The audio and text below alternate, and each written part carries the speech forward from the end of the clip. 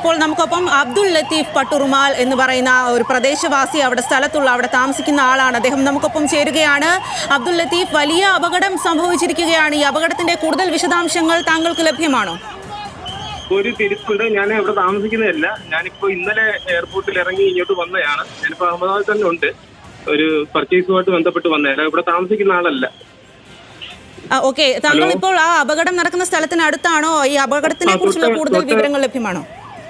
തൊട്ടടുത്ത് തന്നെ, പക്ഷെ അങ്ങോട്ട് മൊത്തം റോഡ് ബ്ലോക്കും കാര്യങ്ങളും ഒക്കെ മൊത്തം ഈ ഒരുപാട് ഹോസ്പിറ്റൽ കേസൊക്കെ ഉള്ളതുകൊണ്ട് മറ്റേ റോഡ് മൊത്തം ബ്ലോക്ക് ആക്കി.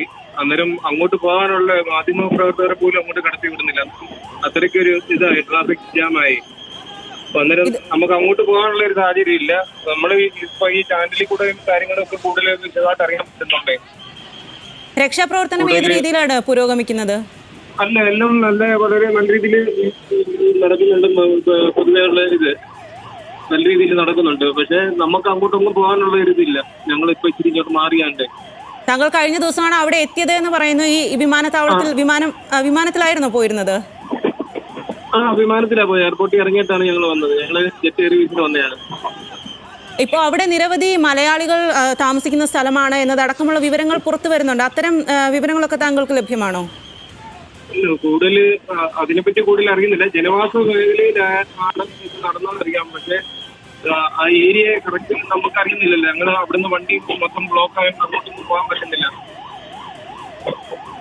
ശരി, അബ്ദുൾ ലത്തീഫ് കഴിഞ്ഞ ദിവസം അവിടേക്ക് പോയ വ്യക്തിയാണ് എന്നാണ് പറയുന്നത്. ഈ വിമാനാപകടം നടന്നതിന് തൊട്ടടുത്ത് ആണ് അദ്ദേഹം ഇപ്പോൾ ഉള്ളത്. ആ വിവരങ്ങളാണ് അദ്ദേഹം നൽകിയത്. അവിടെ എന്തായാലും രക്ഷാപ്രവർത്തനം കാര്യക്ഷമമായി തന്നെ പുരോഗമിക്കുകയാണ്. ആളുകളെ ആരെയും അവിടേക്ക് കടത്തിവിടുന്നില്ല, മാധ്യമപ്രവർത്തകരെ അടക്കം കടത്തിവിടുന്നില്ല എന്നുള്ള വിവരം കൂടിയാണ്. നിരവധി ആളുകൾ തിങ്ങിപ്പാർക്കുന്ന പ്രദേശത്താണ് ഈ ഒരു അപകടം സംഭവിച്ചത് എന്നുള്ള കാര്യം കൂടുതൽ ഉറപ്പായി അതിൽ വ്യക്തത വന്നിരിക്കുന്നു എന്നുള്ളതാണ്. 110 മരണം ഇപ്പോൾ സ്ഥിരീകരിച്ചിട്ടുണ്ട്. മരണസംഖ്യ ഇനിയും ഉയർന്നേക്കാം എന്നുള്ളതാണ്. വിമാനത്തിൽ മലയാളികളുണ്ടോ എന്നുള്ള സംശയവും ഉയരുന്നുണ്ട്. 110 മരണം ഇപ്പോൾ സ്ഥിരീകരിച്ചിരിക്കുന്നു എന്നുള്ളതാണ്.